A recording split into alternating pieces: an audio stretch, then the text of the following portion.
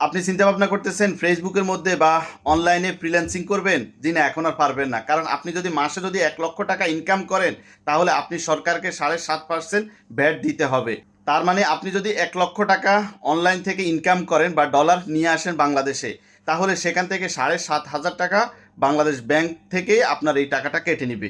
তবে অনেকেই এটা নিয়ে ভুল ধারণার মধ্যে আছে। অনেকে বলতেছে এটা নাকি নতুন আইন করেছে বিএনপি সরকার, যে প্রবাসীরা যে ২.৫% প্রণোদনা বা যেটাকে রেমিটেন্স বলা হয়, সেই আওয়ামী লীগ সরকার আমলে যে রেমিটেন্স চালু করেছে, সেই রেমিটেন্স নাকি বন্ধ করে উল্টো বিএনপি সরকার আরও নাকি প্রতি ১,০০,০০০-এর ৭.৫% রেমিটেন্স বিএনপি সরকার কেটে নিবে। না, এটা ভুল ধারণা। এটা প্রবাসীদের জন্য না, এটা যারা অনলাইনে বিজনেস করে বা ফেসবুক, ইউটিউব বা ফ্রিল্যান্সিং করে, তারা যে বিদেশ থেকে যে ডলারগুলো বাংলাদেশে আসে, সেখানে প্রতি ১,০০,০০০ টাকার মধ্যে আপনাকে ৭,৫০০ টাকা সরকারকে কী দিতে হবে?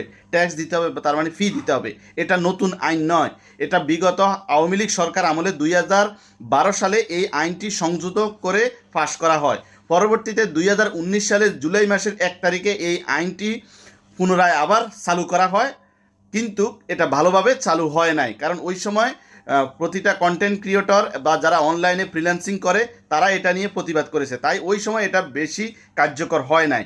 তবে এখন ইদানিং অনেকেই যারা ফেসবুকে কন্টেন্ট ক্রিয়েটর থেকে যারা ডলার ইনকাম করে, যাদের ব্যাংকে টাকা এসেছে, এখন তারা দাবি করতেছে তাদের যে ১,০০,০০০ টাকার উপরে যে টাকাটা আসছে, সেখান থেকে নাকি তাদের ৭,৫০০ টাকা ব্যাংক নাকি কেটে নিয়েছে। তো সেই ব্যাংক কী জন্য কাটে? ওই যে বাংলাদেশ সরকার নির্দেশ দিয়েছে বাংলাদেশ ব্যাংকে, তো বাংলাদেশ ব্যাংক ওই হিসাবে এনবিআর থেকে আপনার এই টাকাটা কেটে নিচ্ছে। তবে আমি মনে করি এটা অবশ্যই অন্যায় হয়েছে। আমরা যারা প্রবাসী, আমরা যারা প্রবাস থেকে যেরকম টাকা ইনকাম করে প্রবাসের টাকা বাংলাদেশে নিয়ে আসি, ঠিক যারা বাংলাদেশে থেকে যারা ফেসবুক, ইউটিউব বা ফ্রিল্যান্সিং করে অনলাইনে, তারাও ততটুক পরিমাণে বিদেশি যে ডলার, সেই ডলার তারা বাংলাদেশে নিয়ে আসে। তাই তাদের থেকে ৭.৫% যেই এটা কাটা হয় ফিস, এটা আমি মনে করি অযৌক্তিক, এটা ঠিক হয়নি। যদিও এটা পুরানো একটা আইন, বর্তমান বাংলাদেশ সরকারকে বলবো আপনারা এই আইনটি বাতিল করেন। এই আইনটি কোনোভাবেই গ্রহণযোগ্য নয়। দেশকে যদি আপনারা উন্নত করতে চান, তাহলে ফেসবুক এবং ইউটিউবের মধ্যে যারা কন্টেন্ট তৈরি করে, যারা বাইরের দেশ থেকে ডলার নিয়ে আসে, তাদেরকে অবশ্যই এই সুযোগ দিতে হবে। তা না হলে বাংলাদেশ কিভাবে উন্নত হবে?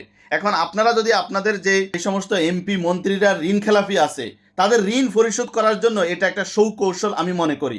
তাই এটা করা কোনোভাবেই ঠিক হয় নাই। এটা বিগত সরকার আমলেও এটা কার্যকর করতে পারে নাই। এখন বাংলাদেশ সরকার, বর্তমান যে নতুন সরকার আছে, সেই সরকার মনে হয় পুরনো এই আইনটাকে তারা কার্যকর করে দিয়েছে। তাই এটা কোনোভাবেই গ্রহণযোগ্য। আমি এটার তীব্র প্রতিবাদ এবং নিন্দা জানাই। এটা মোটেও ঠিক হয় নাই। যারা অনলাইনে কাজ করে, অনেক কষ্ট করে, অনেক পরিশ্রম করে, তাদের এই টাকাটা কাটিং করা কোনোভাবেই ঠিক হয় নাই।